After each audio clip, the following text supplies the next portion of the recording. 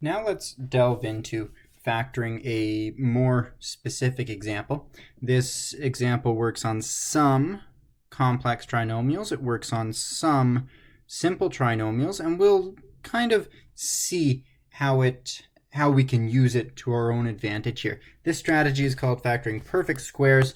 In terms of utilizing this strategy, really it comes down to recognizing whether or not you have a perfect square. That is much more of a challenge rather than following through with the actual steps itself. So we'll start off here like we did before. So a perfect square will be the result after you factor something. Then you'll end up with something like this, where you have two factors that are the exact same thing, and that's why we have a squared term right here. Now, just like last time when we worked on simple trinomials, we'll start off by expanding this perfect square. We'll see what sort of result we end up at and see if we can use that to reverse engineer it, to break it down backwards, and come up with a strategy to factor it in the first place. So when we're expanding it, now I went over the FOIL expansion process last time in the simple trinomial video, so I'm not going to spend any time breaking that down. But if we're expanding it here, then I can write it out twice, the first factor and then the second factor, 3x plus 5. I can go first outside here, so the first brings us 9x squared, the outside brings us plus 15x, the inside brings us plus 15x, and the last terms bring us plus 25x. Then we're going to collect our like terms once more. So that's 9x squared plus 30x plus 25. Now, we began this process. Again, we're expanding when we work it this way, and we want to figure out how to go in the opposite direction, which is factoring. So we began and we had a 3 as our first coefficient and our 5 as our final coefficient. So we want to find out how to come up with these final coefficients using those first two terms, the 3x and the 5. Well, we can see right off the start, our first coefficient, a equals 9. And 9 is 3 squared. So that's our first term, the coefficient on our first term in our set of brackets at the beginning, squared. And that's nice and easy. Now let's keep going. Let's look at the last one here. I have 25. Well, 25 is just my second term squared, so that's nice and simple as well. Let's keep our form consistent. C equals 25 equals 5 squared. And lastly, in the middle here, this is the toughest one. We have B equals 30. Well, how do I get to 30 from a 5 and a 3?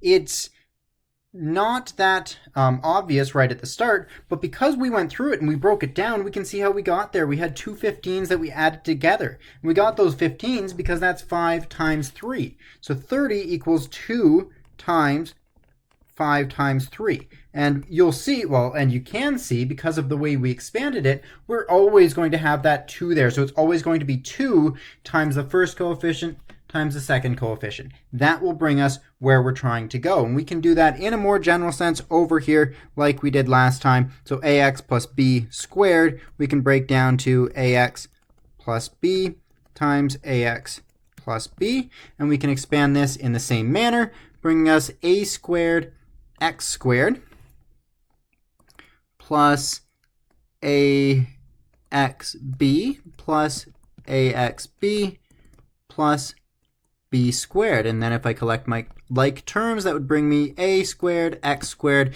and we'll rearrange these middle terms here to bring the x to the end, plus 2abx plus b squared. Nice and easy. That's how we predicted it. We have our a squared term here, we have our 2ab coefficient, and then we have our b squared term there. So let's use that to our own advantage down here. We'll look for the pattern. We see here, I see a 49, and I know that 49 equals 7 squared. And then here, I don't have a coefficient. Well, if I don't have a coefficient, then it means there's a 1, because that coefficient tells me how many of the x squareds I have. Well, if I don't have any number in front of them, then I just have 1. So my coefficient is 1. Well, you might say 1 isn't a square number. Well, you might forget that. You're forgetting something if you're saying that, because 1 equals 1 squared. Okay, so then I need to check my b term, and I need to find if my b term looks like the b terms before. So if it looks like 2 times a b, if you will, and I realize I'm getting a little crossed over in the way that I've labeled my terms here, but I need 14 to equal the square root of my first number times the square root of my second number. So that would be my 1 here and my 7 here times 2. So if it equals, if 2 times a, which is 1, times 7, if that happens to equal 14, then we're good. So let's check it out. That's 2 times 1 times 7. That's just like 2 times 7, which is in fact 14. So therefore, we have a perfect square. Now we'll use that strategy, we'll use that pattern nice and easily to factor this. That means that this can be factored down to our first number over here. So that's 1x plus our second number, that's 7 squared. And it's that easy. This is it factored at the end. Now we can rewrite this a little bit nicer without that 1 there. So it's x plus 7 squared. And that's how we're going to factor using our perfect squared method. Now, there is one little caveat that we have here. So far, we've gone through every single one with a positive middle term. So positive 14 or a positive 30 over here, or a positive 2ab. Now we have a negative b term. So let's just look at that and let's think about where that b term came from. Well, that b term in the first example, it came from adding our first coefficient and from multiplying our first coefficient times our second coefficient times 2. So if we have here a negative term, then it means that one of our terms, if we have a negative b term here, it means that one of either the 3 or the 5, or rather, in this case, because I can see the coefficients are the same as before, 49, 14, and 1.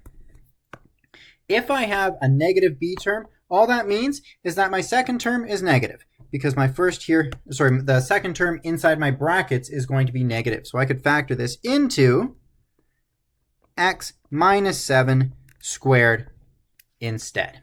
That's how you do it. It's that easy. I want you to practice it yourself and see if you can learn to recognize it. And we recognize it by noting this is a square number and this is a square number, and the middle is the product of both of those times 2.